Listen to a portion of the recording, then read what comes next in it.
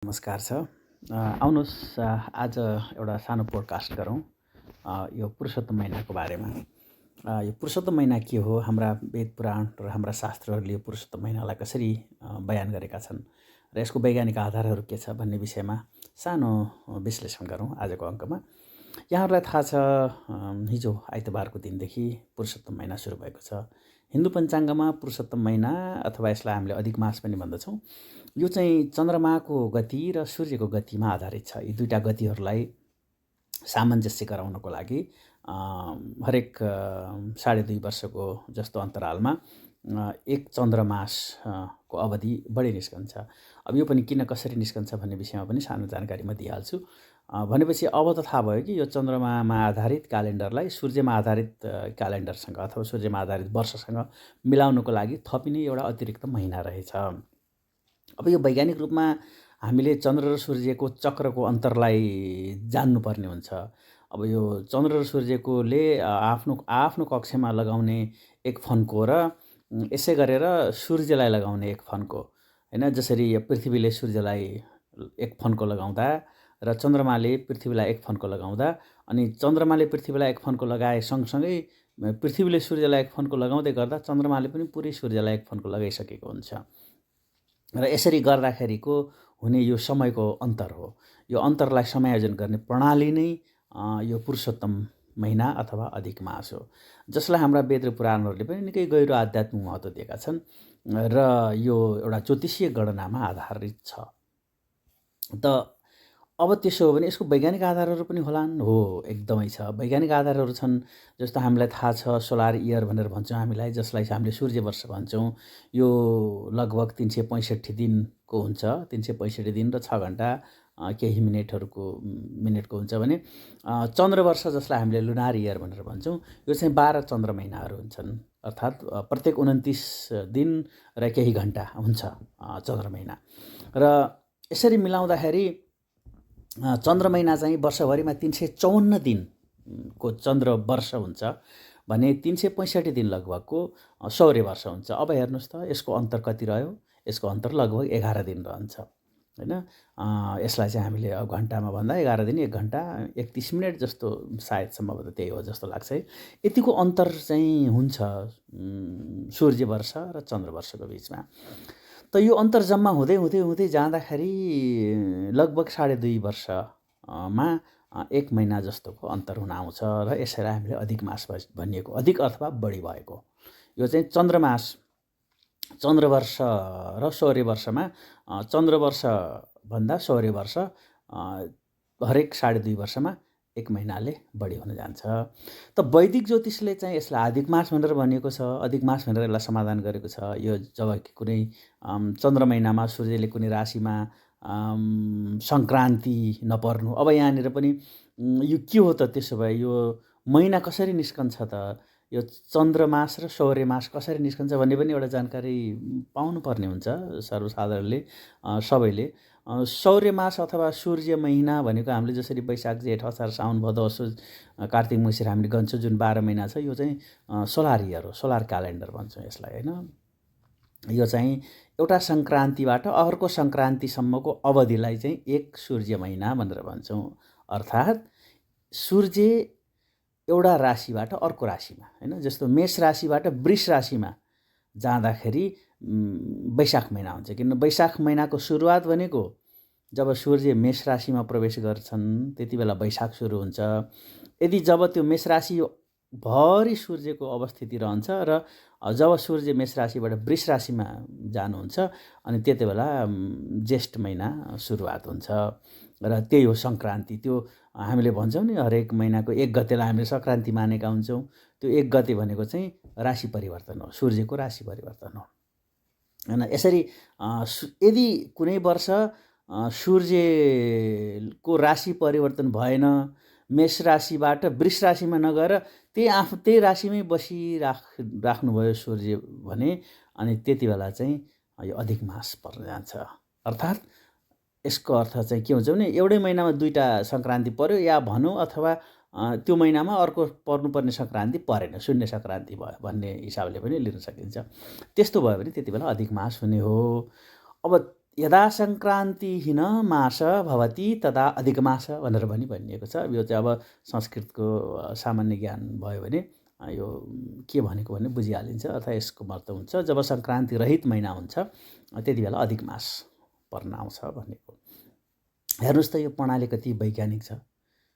यो कृषि चक्र हाम्रो ऋतुहरूको अवस्थिति यसैमा आधारित छ।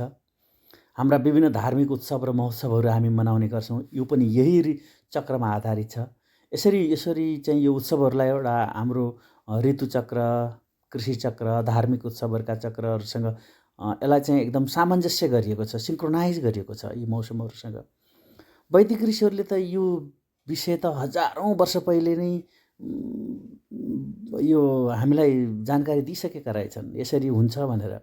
सूर्यको अवस्थिति, चन्द्रमाको अवस्थिति, विभिन्न नक्षत्रहरूको अवस्थिति, विभिन्न राशिहरूको अवस्थिति, त्यसको आधारमा भएको चाहिँ परिक्रमा, सूर्यले आफ्नो कक्षमा गर्ने परिक्रमा, चन्द्रमाले आफ्नो कक्षमा गर्ने परिक्रमा, त्यस्तै गरेर पृथ्वीले आफ्नो कक्षमा गर्ने, पृथ्वीले सूर्यलाई परिक्रमा गर्ने समयहरू त पहिल्यै आजभन्दा हजार लाखौँ वर्ष पहिलेदेखि यो त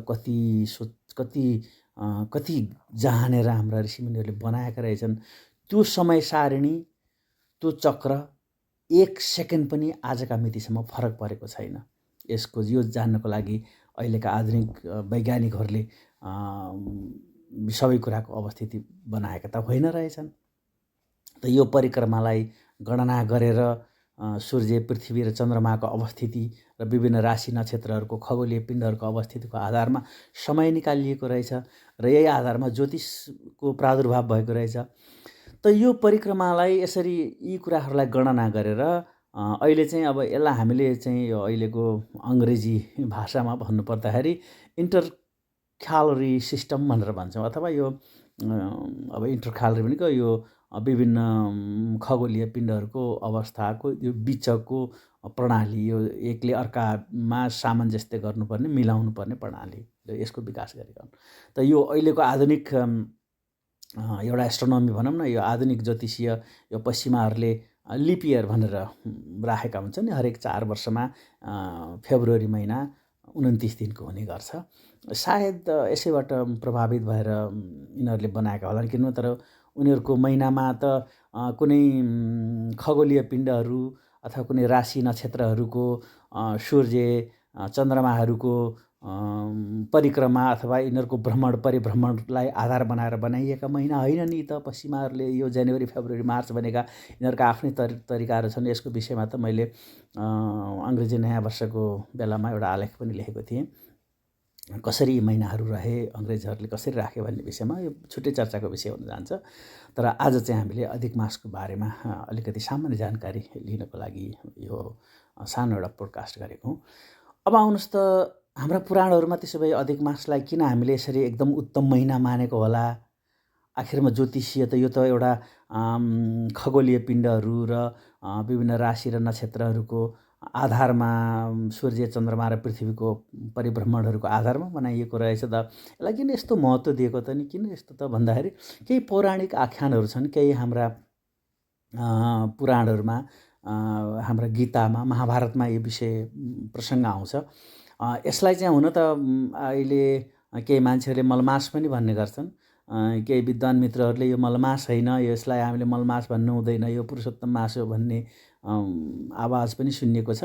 तर बोलीचालीको भाषामा मलमास भन्दा पनि यसलाई त्यति साह्रै अत्युक्ति हुँदैन। किनभने यो चाहिँ सबैबाट थिग्रिएर निख्रिएर हरेक महिनामा अथवा हरेक वर्षमा 10-11 दिन त्यो बढी भएको सौर्य मासमा बढी भएको चाहिँ जम्मा भएर कुनै 1 महिना 3-2.5 वर्षको अवधिमा 1 महिना निस्कन गएको भएर यसलाई मलमास भनिएको। किनभने यो कुनै अथवा नराम्रो होइन, तर भाषाको हिसाबले मलमास भनेको चाहिँ त्यो थिग्रिएको, रहेको, रहल पहल भन्ने अर्थमा भनिएको हुनसक्छ जस्तो लाग्छ मलाई चाहिँ। मैले अब यसको खासै शाब्दिक व्याख्याहरू त मैले त्यति बुझेको छैन। तर यो महिना किन यस्तो भयो त? किन यसलाई मलमास भन्यो? यसलाई अलिकति अशुभ अर्थमा लिएको होला सायद। अब यो अशुभ त होइन, शुभ नै हो।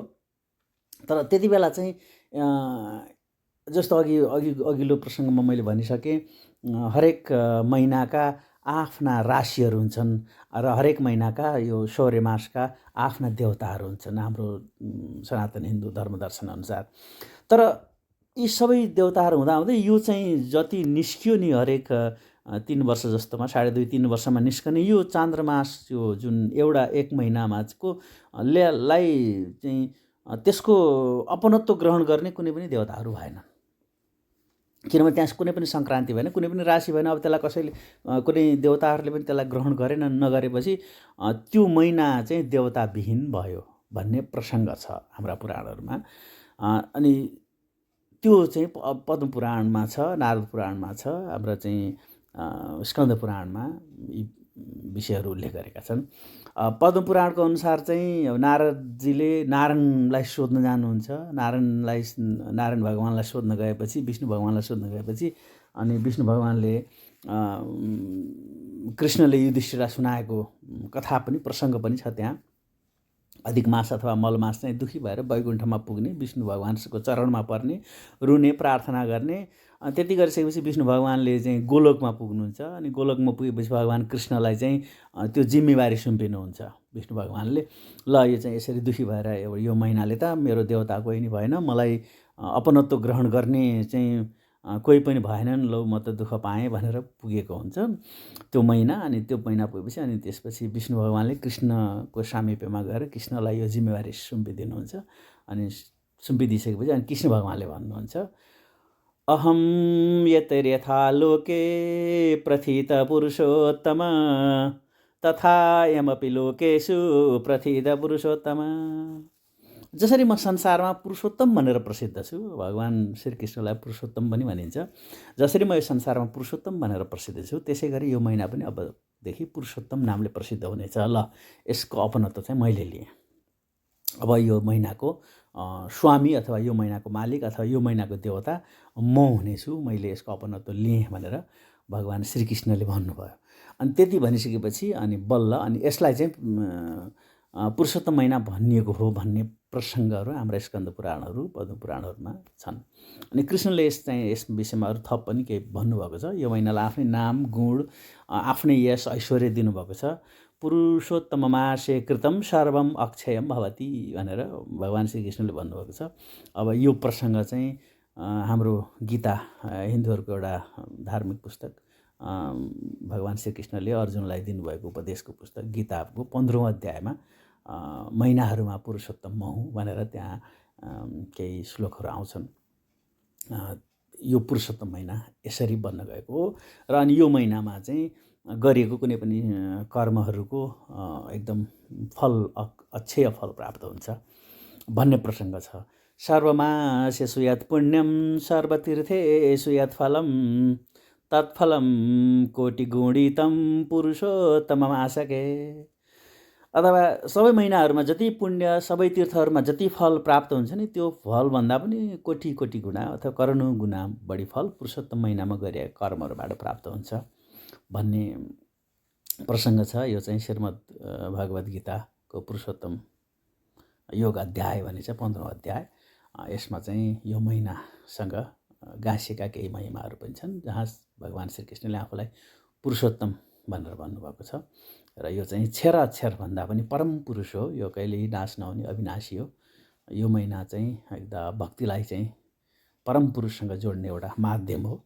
यो महिनामा गरिएका भक्ति र साधनाहरू चाहिँ सिधै भगवानसँगको सामिप्यतामा पुग्न सकिन्छ भन्ने प्रसङ्गहरू छ। त्यसैले यो चाहिँ आध्यात्मिक रूपमा पनि एउटा एकदमै सर्वगुण सम्पन्न यो महिनामा गरिएका कर्महरूले आध्यात्मिक शान्ति, मनमा आनन्द र भगवानसँग सामिप्यता सजिलैसँग प्राप्त गर्ने अवसर हो भनेर यसरी धार्मिक भाव पनि जगाइएको छ यो महिनाको विषयमा। त्यसैले यो शास्त्रअनुसार यो महिनामा स्नान, जप, दान, पूजा, पाठ, होइन, अब भागवत पुराणका चाहिँ कथाहरू श्रवण गर्नेले यसले अनन्त फल दिन्छ भन्ने प्रसङ्गहरू छन्। यो धार्मिक पाटो भयो, यो आध्यात्मिक पाटो भयो। तर यसको वैज्ञानिक र ज्योतिषीय गणितीय पाटो त मैले सुरुमा यहाँहरूलाई बताइसकेँ। त एउटा सामान्य स्नानले पनि यो महिनामा गरिएको सामान्य स्नानले पनि पाप नाश हुन्छ भनिन्छ। वैज्ञानिक रूपमा पनि चन्द्र सूर्यको अन्तरले उत्पन्न भएको यो परिवर्तनशील वातावरण रहेछ। यसले चाहिँ स्वास्थ्यको लागि पनि राम्रो काम गरेर हेर्नुहोस्। व्रतदानबाट मान्छेलाई मानसिक सन्तुलनमा राख्ने एउटा शारीरिक मानसिक एउटा शान्तिको पनि यसले अर्थ राख्यो भनौँ न, धेरै भयो। त भनेपछि त यो त अत्यन्त महत्त्वपूर्ण महिना रहेछ, महत्त्वपूर्ण समय रहेछ हैन। पुरुषोत्तम भगवान् पुरुषोत्तमले नै अपनत्व लिनुभएको महिना रहेछ। त्यसैले यो पुरुषोत्तम महिना चाहिँ एकदमै वैज्ञानिक र आध्यात्मिक र करुणायुक्त एउटा सम्मिश्रण हो। यसमा चाहिँ हाम्रो वैदिक ऋषिहरूको गणितीय ज्ञान र पुराणको कथाले भरपूर छ। यो चाहिँ प्रकृति र ईश्वर मानव बीचको एकता पनि हो। यो एउटा यहाँहरूलाई थाहा छ आजको युगमा समय व्यवस्थापन कति गाह्रो छ। भक्ति र आत्मसुधारको चाहिँ बाटाहरूमा लाग्नलाई हामी कति गाह्रो छ। त यो एउटा महिना हो, एउटा अवसर हो। यो अवसरमा हामीले हाम्रो मन वचन र कर्महरूलाई भक्ति सुधामा लगाउन सक्यौँ भने पनि एउटा आध्यात्मिक शान्ति, आध्यात्मिक सन्तुलन प्राप्त हुन्छ। त्यति मात्र नभएर यो त हाम्रो समय सारिणी रहेछ नि। समय सारिणी चन्द्रमास महिना र सौर्य महिनाको अन्तरको विषय रहेछ।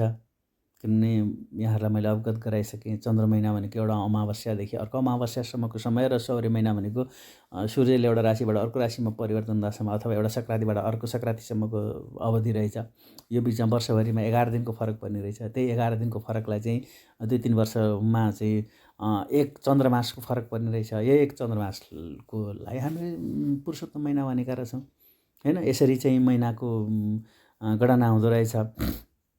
त यसका विभिन्न शास्त्रीय नियमहरू पनि रहेछन् हैन। अब हाम्रो शास्त्रहरूमा भनेअनुसार नै यस्मिन् मासेन सङ्क्रान्ति द्वयमे वा मलमास स विज्ञेयो मासे त्रिसप्तमे तथा पनि भनिएको छ। जुन महिनामा सङ्क्रान्ति हुँदैन अथवा दुईटा सङ्क्रान्ति पर्छ हैन, त्यो महिना चाहिँ पुरुषोत्तम महिना हो अथवा मलमास हो भनिएको छ। मलमासको नाम त्यहाँ पनि आएको छ हैन। मलमास भन्ने नाम चाहिँ छ, पहिलेदेखि सुरुदेखि नै छ। अब यसका केही व्यावहारिक कारणहरू पनि छन् हेर्नुहोस् हैन। अब अहिलेको समाज, हाम्रो यो मौसमको परिवर्तन, विभिन्न ऋतुहरूको परिवर्तन, ग्रीष्म ऋतु, वर्षा ऋतु, यसलाई पनि सङ्केत गरेको छ है। यो किन यस्तो फरक आयो त, चन्द्रमास र सौर्यमासको बिचमा किन यस्तो हुन्छ, यसका यो फरकका कारणहरूले गर्दाखेरि हाम्रो वर्षभरिको समय सारिणीमा के कस्ता गतिविधिहरू हुन्छन् त भन्ने कुरालाई पनि यसले अलिकति सङ्केत गरेको छ। हेर्नुहोस् त, हाम्रो ज्योतिषीय पौराणिक चाहिँ हरूमा अधिक मास हेर्नुभयो भने सामान्यतया यो फागुनदेखि कार्तिकसम्मको बिचमा पर्न आउँछ हैन। कार्तिक पछाडिको महिनामा यो जुन चतुर्मास छ नि, जसलाई हामीले हैन, जस्तो कार्तिक, मङ्सिर, पुष, माघ, यो महिनामा चाहिँ सामान्यतः पुरुषोत्तम महिना परेको हुँदैन कार्तिक, मङ्सिर, पुष, माघका महिनाहरूमा। तर जब फाल्गुन, चैत्रदेखि लिएर भाद्र, अश्विनसम्म पुरुषोत्तम महिना सामान्यतः यही अवधिभित्र पर्न आउँछ। त यो चाहिँ औँसीकोबाट सुरु हुन्छ हैन। जस्तो अस्ति भनौँ न आइतबारको दिन औँसी थियो, औँसीको दिनबाट यो सुरु भयो हैन। अब यसमा चाहिँ 11 दिनको फरक हुँदो रहेछ हैन। त्यसैले गर्दाखेरि यो यसपटक चाहिँ त अधिक यो ज्येष्ठ मास परेको छ। यसको चाहिँ हाम्रो यो व्यावहारिक महत्त्व के छ त त्यसो भए भन्दाखेरि यो प्रणालीले त हाम्रो ऋतु, कृषि र उत्सवहरूलाई पनि मौसमसँग जोडेको छ। हेर्नुहोस् त, वैदिक ऋषिहरूले हजारौँ वर्ष पहिले नै यो गणितीय गणना गरेका थिए, जुन आधुनिक प्रणालीसँग ठ्याक्कै मेल खान्छ। यहाँहरूलाई थाहा छ, हाम्रा बुवा हजुरबाहरूले पहिलाका चाहिँ हाम्रा जिजुबुवाहरूले ल है अब वर्षा सुरु हुन्छ भन्नुहुन्थ्यो। त्यो कुनै पूर्वानुमान अहिलेको मौसमविदहरूले गरेको विभिन्न बादलका अथवा विभिन्न तापक्रमका र बाष्पीकरणका विभिन्न चाहिँ इन्डिकेटरहरू भनौँ न, यिनीहरूलाई हेरेर गरिएका अनुमान थिएनन् ती त्यति बेला त नक्षत्र र चाहिँ राशिहरू र नक्षत्र र यी विभिन्न अवस्थितिहरू खगोलीय अवस्थितिहरूको आधारमा गरिएको गणना थियो। त्यो परम्पराअनुसार हाम्रो नक्षत्र यहाँहरूलाई थाहा छँदैछ 27वटा नक्षत्र हुन्छ, ऋतु 6वटा हुन्छन्। हाम्रो पूर्वीय दर्शनमा हिन्दू सनातन धर्ममा 6वटा ऋतु हुन्छन्, 27वटा नक्षत्र हुन्छन्। हो यो नक्षत्रको आधारमा विभिन्न मौसमहरूको पूर्वानुमान गरिन्थ्यो। कुन नक्षत्रमा कुन महिना कुन सङ्क्रान्तिको अवधि, एउटा सङ्क्रान्तिबाट अर्को सङ्क्रान्तिको बिचमा कुन नक्षत्र पर्यो र के भयो भने वर्षा हुन्छ, कति बेला ग्रीष्म ऋतु सुरु हुन्छ, वसन्त ऋतुको सुरुवात कसरी हुन्छ भनेर गणना गरिन्थ्यो हैन। त्यसमा चाहिँ केही वैज्ञानिक आधारहरू पनि छन् हैन, किनभने ती वैज्ञानिक आधारहरू कस्तो छ भने यसको लागि चाहिँ एकदम मसिनो ढङ्गले सूर्यले राशिमा सूर्यको चाहिँ कुन राशिमा अवस्थिति हुन्छ, त्यसमा चाहिँ कति एङ्गलमा सूर्यको त्यो ढल्कने चाहिँ एङ्गल कतिमा रहन्छ, अनि त्यो महिनामा कति समयसम्म अथवा त्यो नक्षत्रभित्र कति समयसम्म सूर्यको अवस्थिति रहन्छ, कुन राशिमा कति स्थिति रहन्छ भन्ने आधारमा मौसमको गणना गरिएको छ। यो चाहिँ नक्षत्रसँग सम्बन्धित छ। जस्तो यहाँलाई भन्यो भने चन्द्रमाले आफ्नो बाटोमा चाहिँ भनौँ ट्राभल गर्दाखेरि 27वटा नक्षत्रलाई ट्राभल गर्दाखेरि एउटा नक्षत्रमा जस्तो 27वटा नक्षत्रमा 360 डिग्री भनौँ न, एउटा एक सर्कल लगाउँदाखेरि 360 डिग्री भयो भने एउटा नक्षत्रलाई पार गर्नको लागि चन्द्रमाले 13 डिग्री झन्डै हैन 13 डिग्रीको वरिपरि क्रस गर्नुपर्छ, 13 डिग्री पार गर्नुपर्ने हुन्छ एउटा नक्षत्र पार गर्नलाई। किनभने यो खगोलीय यो आकाशमा 27 नक्षत्रहरू छन् हैन। भनेपछि सूर्यले एउटा नक्षत्रलाई औसत रूपमा 13-14 दिनको अन्तरालमा एउटा नक्षत्र पार गरेको हुन्छ हैन। भनेपछि ऋतु निर्धारणहरू पनि सूर्य र चन्द्रमाको गतिमा आधारित रहेछ। यो त त्यति बेला त एउटा नक्षत्रको गोचरले चाहिँ मौसमको प्रभाव, वर्षाको पूर्वानुमान, अनि कृषिमा त्यो भइसकेपछि अनि कसरी कृषि कार्यहरूमा कुन समयहरू उपयुक्त हुन्छ भन्ने गणना गर्दो रहेछ। एउटा सानो उदाहरण म दिन्छु। मलाई अझै पनि स्मृतिमा छ, हाम्रा हजुरबुवाहरूले भन्ने गर्नुहुन्थ्यो, अब आर्द्रा नक्षत्रमा लागेको छ यो बेलामा, अब वर्षा ऋतु सुरु हुन्छ। अलिकति स्मृतिमा भएको भएर मात्रै भने, मलाई यो सबै ज्ञानहरू त छैन कुन नक्षत्रमा कुन ऋतुकालहरू सुरु हुन्छ भनेर, तर स्मृतिमा छ आर्द्रा नक्षत्रसँग सम्बन्धित छ वर्षा ऋतु हैन। आर्द्रा भनेको चाहिँ भगवान् रुद्र को चाहिँ ऊ हो। यसले चाहिँ अलिकति वर्षा, अलिकति तुफानहरू निकाल्ने, मौसमी परिवर्तनहरू ल्याउने गर्छ भन्ने चाहिँ यो नक्षत्रमा पर्दाखेरि होला। त्यहाँ त्यो नक्षत्रमा पार गर्दाखेरि सूर्य र चन्द्रमाको अवस्थिति, पृथ्वीसँगको दूरी हैन, अनि यो कारणले गर्दाखेरि त्यो तापमानमा हुने फरक यो भएको हुनसक्छ।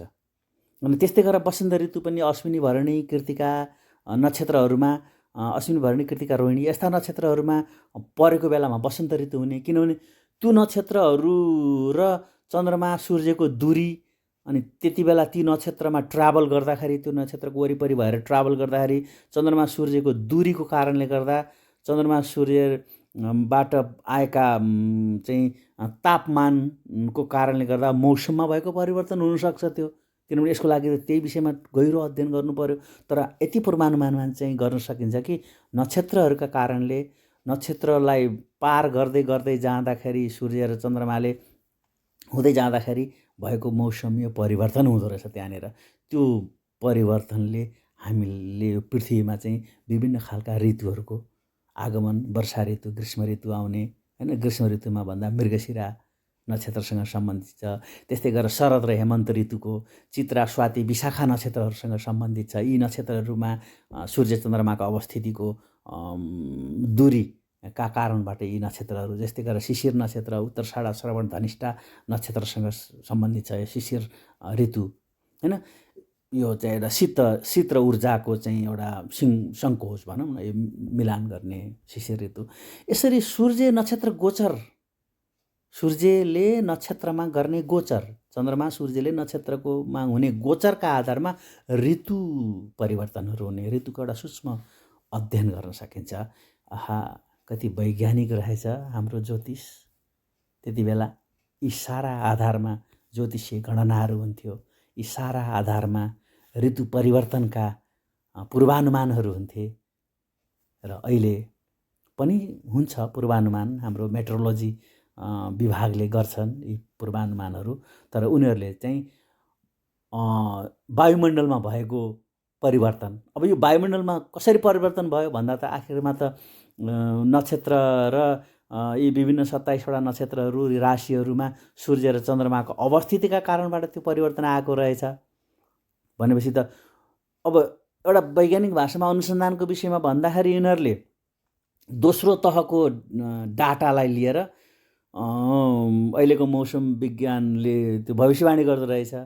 तर त्यति बेलाका हाम्रा वैज्ञानिकहरू, हाम्रा चाहिँ ऋषि मुनिहरूले त पहिलो तहकै डाटा लिएका रहेछन् नि त। सूर्य र चन्द्रमा नक्षत्रको अवस्थिति भनेको, त्यहाँबाट आउने प्रभाव भनेको त्यो त पहिलो तहको डाटा भयो।